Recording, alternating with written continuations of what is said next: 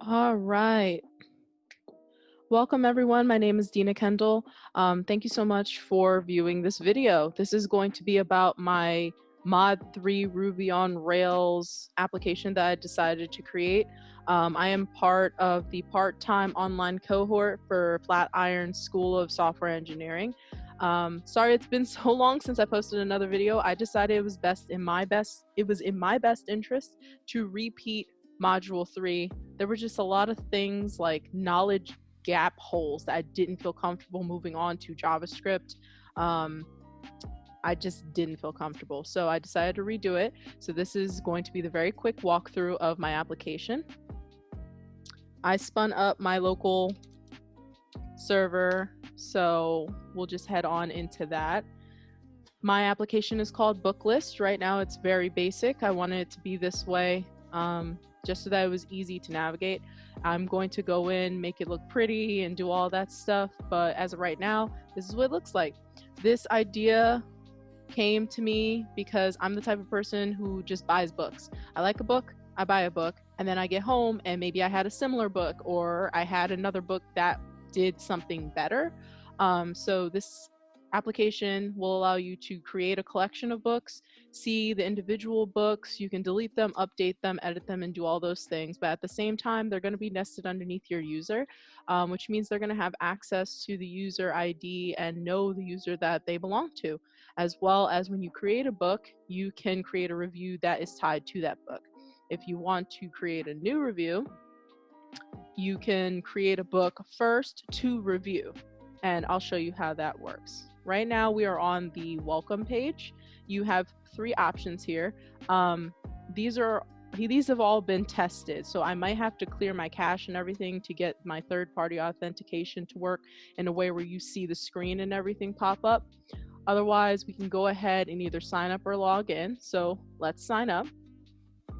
I know for a fact there's someone in my database already. I think I actually used myself.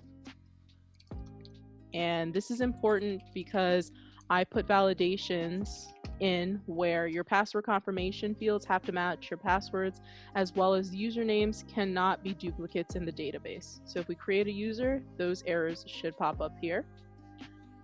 It re-renders the sign-up form so that you can see what you put in and then you can alter it. Book Queen, leave the email, and we'll put in our password. Create user. And there we go. We are at our user dashboard, which welcomes our user.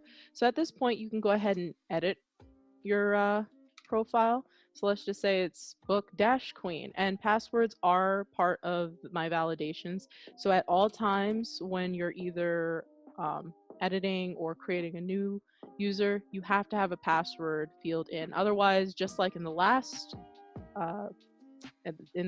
action that you saw at the top here, there's going to be an error that pops up that says passwords must be entered. So we're going to submit those changes, and if you see here, our little dash has been added. Each user does have access to their book collection. Right now, the Book Queen has nothing in it, so you can either add a book or you can go back to the dashboard, which just takes us back to where we were. Let's add a new book. And I have this book called Brew. It kind of goes into a little bit of coffee history and how coffee is decaffeinated and things like that. Off the top of my head, I do not know the author, so I'm just going to put a none. And the review was great. I really liked it. Great coffee table read. A little bit of a fun. Then we're going to go ahead and push the book into our collection or into our shelf. So if we had created 10 books, you would see them all here. All of their names are linked so that you can go to their specific show pages where you can see their name and then the authors, and then all of the reviews will be listed down below if you decided to create multiple reviews. I did link all of the review titles so that you can go to the reviews individual show pages. And at this page, you can either edit the review. Maybe I meant to put was great. So was great. or you can delete the review, which I will keep for right now just so that we have something to look at as we go through the application. At the top, it will tell you what book you reviewed to get to this page, and then that is hyperlinked so that you can go back to the actual book's show page. At this point, what you can do, if you want to leave it like this, you can go back to your dashboard, or if you wanted to, you could leave another review. All reviews that have been created are collected into this dropdown. Since we only have one book, there's only one here, but if I had 10, they would all be here, and then you could choose which book to review, add a title, add a description, and then submit the review. So I'll show you this right now. I don't like coffee, ... Great read, I guess. There's always one of those passive aggressive comments on something where anyone can leave a review. So we're going to go ahead and submit that review, and then you're going to see it ends up into this second collection, which is all of the users' reviews. So I wanted a user to have access to an entire list of all the reviews of all the books they've ever reviewed, and I wanted them to have access to the actual books, and then through the books they could see all of their reviews and vice versa. So we can go back to this, I don't like coffee. We can go back to the book, and there's that. Yeah, and then we can go back. So that's basically it.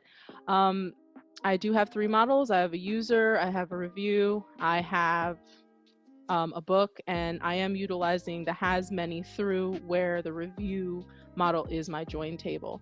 So I'm gonna go ahead and log out really quickly, and then what I'm going to do is go ahead and clear my browsing data so that all of my stored cookies have been cleared out of my history. The reason why I want to do this is because I already used the login via Google link, and so it stored my information. If I go to click it there, you're just going to see my show page. You're not going to actually see it do its thing. So if you notice, everything's changed colored because I cleared my cache. So we're going to log in with Google. If you have a Google account and you happen to be signed in, it will go ahead and pre-fill the information. And then this is Google actually authenticating you as a user. So if you have 2-step verification on, then Google's going to send you that second step, however you already have it set up. Now, really quick, okay, I know it says basket case. When I originally did my login with Google, what it does is it does take information about who you are as a Google user, and it will welcome you based on the name that it pulls from there. I decided to edit my profile at that point, and I changed my username from Dina Kendall, which was there, to basket case because I 100% felt that way when I was putting this entire thing together. So that's how I got basket case. Yeah. That basically wraps it up.